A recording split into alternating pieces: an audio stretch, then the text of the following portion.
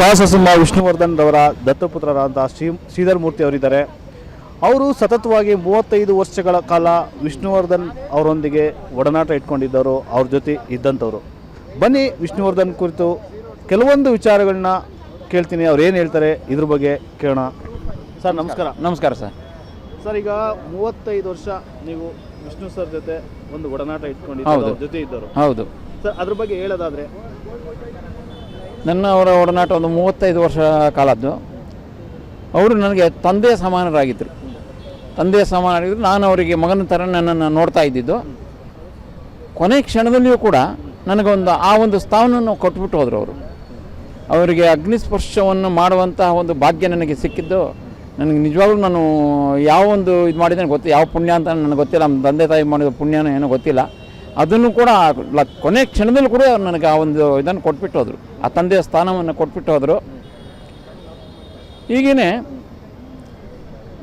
ಅವರು ನಮ್ಮನ್ನು ಬಿಟ್ಟು ಹೋದ ನಂತರದಲ್ಲಿ ಅಭಿಮಾನ್ ಸ್ಟುಡಿಯೋದಲ್ಲಿ ಅವರದ್ದು ಅಂತಿಮ ಸಂಸ್ಕಾರ ಮಾಡಿದ್ವಿ.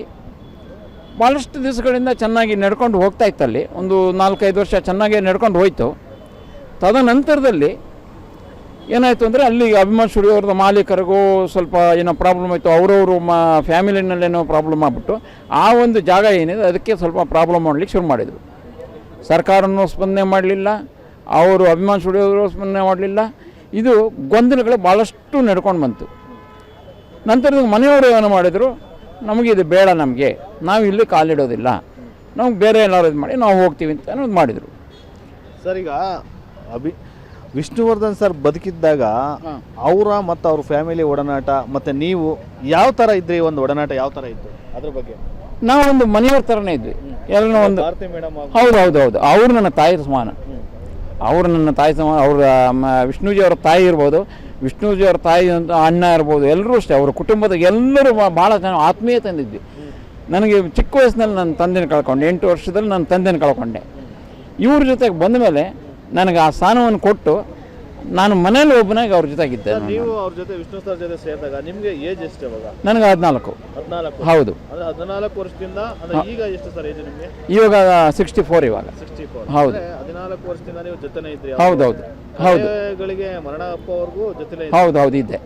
ಅವರು ನಿಮ್ಮನ್ನು ಯಾವ ತರ ನೋಡ್ಕೊಂತ ಇದ್ರು? ಅವರು ಏನಂತ ಕರೆಯೋರು ನಿಮ್ಮನ್ನ? ನನಗೆ ಶ್ರೀಧರ್ ಅಂತಾನೆ ಕರಿತಾ ಇದ್ರು. ಶ್ರೀಧರ್ ಹೆಸರು ಕರಿತಾ ಇದ್ರು. ಯಾವೆಲ್ಲ ಅವ್ರ ಕಾರ್ಯಗಳನ್ನ ನೀವು ಮಾಡ್ತಿದ್ರಿ, ಸೇವೆಗಳನ್ನ ಯಾವ ತರ ಅವ್ರನ್ನ ನೋಡ್ಕೊಂತಿದ್ರಿ ನೀವು? ಎಲ್ಲ ಇದು ಅವ್ರ ಜೊತೆಗೆ ಇರ್ತಾ ಇದ್ದೆ ನಾನು. ಅವ್ರ ಜೊತೆ ಚೆನ್ನೈನಲ್ಲಿ ಇದ್ದೆ 8 ವರ್ಷ, ಅಲ್ಲೂ ಕೂಡ ಅವ್ರ ಜೊತೆಗೆ ಇದ್ದೆ ನಾನು. ಅವ್ರ ಜೊತೆಗಿಂತ ಅವ್ರ ತಾಯಿ ಜೊತೆಗೆ ಜಾಸ್ತಿ ನಾನು. ಅವ್ರ ತಾಯಿ ಜೊತೆಗೆ ನಾನು ಅವ್ರ ತಾಯಿನ ನೋಡಿಕೊಂಡು ನಾನು ಅವ್ರ ಜೊತೆಗೆ ಇರ್ತಾ ಇದ್ದಿದ್ದು. ಅವ್ರನ್ನ ವಿಷ್ಣುಜಿಯವ್ರು ಶೂಟಿಂಗ್ ಹೋಗ್ಬಿಡೋರು, ನಾನೇ ಅವ್ರ ತಾಯಿನ ನೋಡ್ಕೊಂಡು ಇದು ಮಾಡ್ಕೊಂಡಿದ್ದೆ ನಾನು. ಸರ್, ಈಗ ವಿಷ್ಣುವರ್ಧನ್ ಮರಣ ನಂತರ ಈ ಎಲ್ಲ ಗೊಂದಲಗಳು ತುಂಬ ಒಂದು ಅತಿರೇಕಕ್ಕೆ ಹೋಗಿರೋದು, ಈಗ ಅವ್ರ ಸಮಾಧಿ ಪುಣ್ಯ ಭೂಮಿ ಏನೋ ಒಂದು ವಿವಾದದಲ್ಲಿ ಸಿಲುಕಿರೋದು, ಇದೆಲ್ಲ ನೋಡಿದರೆ ಏನು ಅನಿಸುತ್ತೆ? ಇದು ನಮಗೆ ತುಂಬ ಬೇಸರ ಆಗುತ್ತೆ. ಒಂದು ಹೇಳ್ತೀನಿ, ಅಲ್ಲಿ ವಿಷ್ಣುಜಿಯವರು ಒಂದು ಗಣೇಶನ ದೇವಸ್ಥಾನ ಕಟ್ಟಿಸಿದ್ರು. ಭಾಳ ಹಿಂದೆ ಒಂದು ಗಣೇಶನ ದೇವಸ್ಥಾನ ಇತ್ತು. ಅಭಿಮಾನ್ ಸ್ಟುಡಿಯೋದಲ್ಲಿ ಒಂದು ಗಣೇಶನ ದೇವಸ್ಥಾನ ಇತ್ತು. ಆ ಗಣೇಶನ ಕೆಲವಾರು ವರ್ಷಗಳ ನಂತರ ಅದನ್ನು ಅಲ್ಲಿಂದ ಸ್ಥಳಾಂತರ ಮಾಡಿದರು, ಹೆಬ್ಬಗೋಡಿಗೇನೋ ಸ್ಥಳಾಂತರ ಮಾಡಿದರು. ನಂತರ ಏನಾಯಿತು ನೋಡಿ, ಅದೇ ಜಾಗದಲ್ಲೇ ವಿಷ್ಣುಜಿಯವರ ಅಂತ್ಯ ಸಂಸ್ಕಾರ ಆಯಿತು. ಆ ಅಂತ್ಯ ಸಂಸ್ಕಾರ ಆದ ಜಾಗದಲ್ಲಿ ಕೂಡ ಇವತ್ತು ಅದೇ ಗಲಾಟೆಗಳು ನಡೀತಾ ಇದೆ. ಈ ಗಲಾಟೆಗಳು ಆಗ್ತಾ ಇರಲಿಲ್ಲ. ಮನೆಯವರು ಸ್ವಲ್ಪ ಸ್ಪಂದನೆ ಮಾಡಿಬಿಟ್ಟು ಅಭಿಮಾನಿಗಳ ಜೊತೆಗೆ ನಿಂತ್ಕೊಂಡಿದ್ದರೆ ಅಲ್ಲೊಂದು ಮಾಡ್ಬೋದಾಗಿತ್ತು. ಅವ್ರಿಗೆ ಏನು ಅನಿಸೋ ನನಗೆ ಗೊತ್ತಿಲ್ಲ. ಅವರಿಲ್ಲ, ನಮಗೆ ಬೇಡ, ಈ ಜಾಗನೇ ಬೇಡ, ಗಲಾಟೆ ನಡೀತಾ ಇದೆ ಅಂತ ಹೇಳ್ಬಿಟ್ಟು ಅವ್ರು. ಯಾಕೆ ಸರ್ ಈ ಬಗ್ಗೆ ಭಾರತಿ ಮೇಡಮ್ ಹತ್ರ ನೀವೇನಾದ್ರು ಮಾತಾಡಿದ್ರಾ? ಇಲ್ಲ, ನಾನು ಮಾತಾಡಲಿಲ್ಲ. ನಾನು ಇದು ವಿರುದ್ಧವಾಗೇ ಇದ್ದೆ. ನಾನು ಇದು ಯಾವಾಗ ಇದು ಮಾಡ್ಲಿಕ್ಕೆ ಹೇಳಿದ್ರು, ಅಭಿಮಾನಿಗಳು ನನ್ನ ಭಾಳಷ್ಟು ಜನ ಬಂದು ಕೇಳಿದ್ರು. ಆಗ ನಾನು ಹೇಳಿದೆ, ಹೌದು ಇಲ್ಲೇ ಆಗಬೇಕು, ಇದೇ ಜಾಗದಲ್ಲಿ ಹಾಕೋ. ನಾನು ಇಲ್ಲೇ ಅಂತ್ಯ ನನ್ನ ಕೈಯಿಂದನೇ ಮಾಡಿದ್ದೀನಿ, ಇದೇ ಜಾಗದಲ್ಲಿ. ಇವತ್ತು ಕೂಡ ನಾನು ಅದನ್ನೇ ಹೇಳ್ತಾ ಇದ್ದೀನಿ. ನನಗೆ ಮೈಸೂರಿನ ಸ್ಮಾರಕ ಆದಾಗ ನನಗೆ ಭಾಳಷ್ಟು ಜನ ಬಂದು, ನನ್ನ ಸ್ನೇಹಿತರೆಲ್ಲ ತುಂಬ ಜನ ಕೇಳಿದ್ರು, ಬನ್ನಿ ನಾವು ಕರ್ಕೊಂಡು ಹೋಗ್ತೀನಿ ಅಂತ. ನಾನು ಇಲ್ಲಿ ಮಂದಿರ ಆಗೋವರೆಗೂ ನಾನು ಅಲ್ಲಿ ಬರೋದಿಲ್ಲ, ನನಗೆ ಫಸ್ಟ್ ಇಲ್ಲಿ ಆಗಬೇಕು, ಇಲ್ಲ ಆದರೆ ನಾನು ಅಲ್ಲಿ ಹೋಗ್ತೀನಿ, ಅಲ್ಲಿವರೆಗೂ ನಾನು ಬರೋದಿಲ್ಲ ಅಂತ ಹೇಳಿ. ಮೈಸೂರು ಸ್ಮಾರಕ ನೋಡೋಕೆ ಹೋಗಿಲ್ಲ ಇದುವರೆಗೂ? ಇಲ್ಲ, ಹೋಗಿಲ್ಲ. ನಾನು ಇಲ್ಲಾಗದೆ ನಾನು ಹೋಗಲ್ಲ. ಇಲ್ಲ ಆದಮೇಲೆ ಹೋಗ್ತೀನಿ. ನಾನು ಹೋಗಲ್ಲ ಅಂತ ಹೇಳಲ್ಲ, ಅವ್ರ ಮೇಲೆ ಅಪಾರವಾದಂಥ ಇದ್ದರೆ ನಾನು ಹೋಗ್ತೀನಿ. ಇಲ್ಲಾಗಲಿ ಆಮೇಲೆ ಹೋಗ್ತೀನಿ. ಇಲ್ಲಾಗೋವರೆಗೂ ನಿರಂತರವಾಗಿ ಹೋರಾಟ ಮಾಡ್ತೀನಿ. ಆಗೋವರೆಗೂ ಬಿಡೋದಿಲ್ಲ, ನಿರಂತರವಾಗಿ ಹೋರಾಟ ಮಾಡ್ತೀನಿ. ನಿಜವಾಗ್ಲೂ ಅಭಿಮಾನ್ ಸ್ಟುಡಿಯೋಗೆ ನಾವು ಧನ್ಯವಾದವನ್ನು ಹೇಳಬೇಕು. ಅವರನ್ನು ಪೂಜೆ ಮಾಡಲಿಕ್ಕೂ ಅವಕಾಶವನ್ನು ಮಾಡಿಕೊಡ್ತಾಯಿದ್ರು. ಕೆಲವಾರು ಅಭಿಮಾನಿಗಳ ಒಂದು ಗಲಾಟೆಯಿಂದ ಅಲ್ಲಿ ಯಾರೋ ತೊಂದರೆ ಕೊಟ್ಟಿರ್ಬೋದು, ಅದರಿಂದ ಅದು ಬೇಜಾರಾಗಿರ್ಬೋದು. ಮಿಕ್ಕಿದೆಲ್ಲ ಅವ್ರು ನಮಗೆ ಭಾಳ ಸಪೋರ್ಟನ್ನು ಮಾಡಿದ್ದಾರೆ. ನಮಗೆ ಯಾವುದೇ ವಿಧವಾದಂಥ ಇದು ಮಾಡಿಲ್ಲ. ಇವತ್ತು ಕೂಡ 18 ಗುಂಟೆ ನಮಗೆ ಏನು ಕೊಟ್ಟಿದ್ದಾರೆ ಅಭಿಮಾನ್ ಸ್ಟುಡಿಯೋ ಮಾಲೀಕರು, ಇವತ್ತು ಕೂಡ ನಾವು ಸರ್ಕಾರನೂ ಬೇಕಾಗಿಲ್ಲ, ಯಾರೂ ಬೇಕಾಗಿಲ್ಲ. ಈ ಸರ್ಕಾರದವ್ರನ್ನ ಕೊಂಡ್ರೆ ಏನು ಕೆಲಸ ಮಾಡೋದಿಲ್ಲ. ಅವರು ಎಷ್ಟು 8 ವರ್ಷ ಹೋರಾಟ ಮಾಡಿದ್ರು. ಸರ್ಕಾರ ಯಾವುದೇ ಮಿನಿಸ್ಟರ್ ಬಂದರು, CMಗಳು ಏನೂ ಮಾಡಿಲ್ಲ. ಅಭಿಮಾನ್ ಸ್ಟುಡಿಯೋ ಇವತ್ತು ಒಂದು ಮನಸ್ಸು ಮಾಡಿದ್ರೆ ಅವರು ಮಾಡ್ಬೋದು. ಅವ್ರ ಹತ್ರ ಕಳಕಳಿ ಮನವಿ ಮಾಡ್ಕೊತಾ ಇದ್ದೇನೆ.